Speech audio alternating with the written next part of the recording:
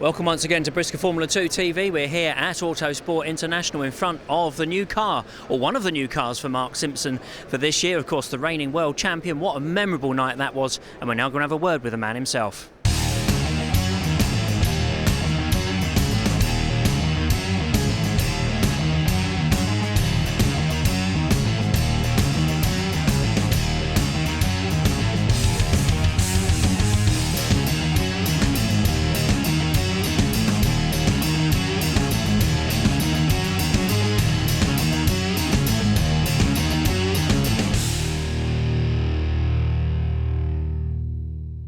So Mark, world champion, has it sunk in yet? It's only just starting to, yes. Yeah.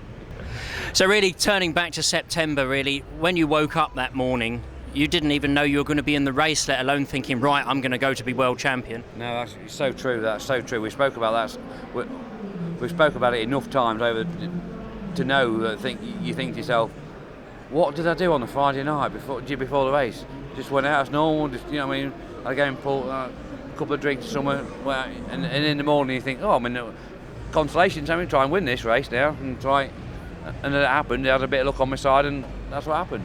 I mean, obviously the luck, to a certain extent, played down to the weather, but as the conditions worsened during that race, you'd already made good progress anyway. Yeah. But do you obviously think that the rain coming down as it did helped you?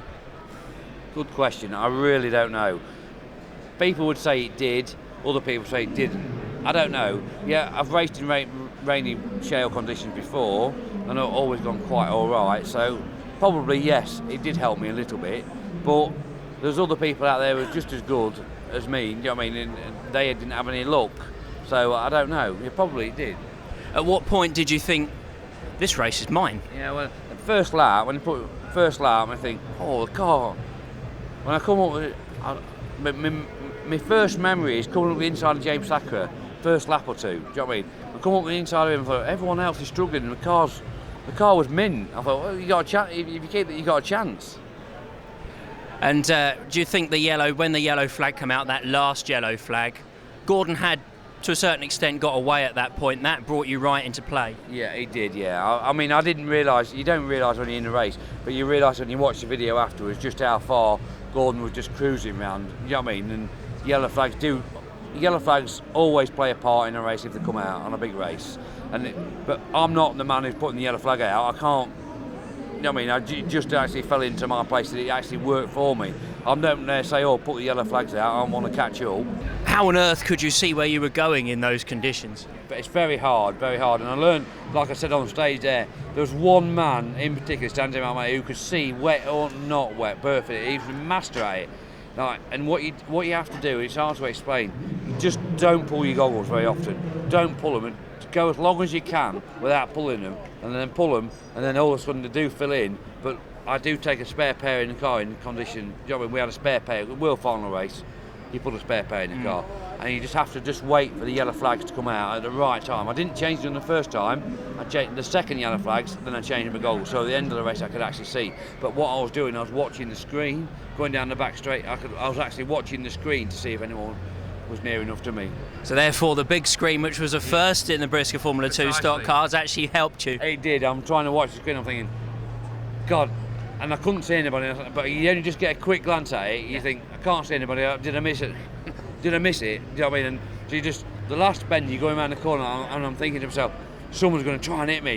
You know what I mean? And it didn't happen, so luck was on my side and took the flag, so. So now the world champion, you've got the gold roof on your car, or indeed cars, because you've got two new cars here at the Autosport International. First of all, tell us about, because obviously one's a shale car, one's a tarmac car. We're sat here by your tarmac car, so obviously first of all tell us about that. This is a new car from Randall Motorsport. They've kind enough to help me out with it, and without them I couldn't really race, to be truthful with you. They're good to me, they're good to the sport. And so they've done me a tarmac car. I haven't drove it yet, obviously, but we'll be practicing it in February, hopefully for the coming season, yeah.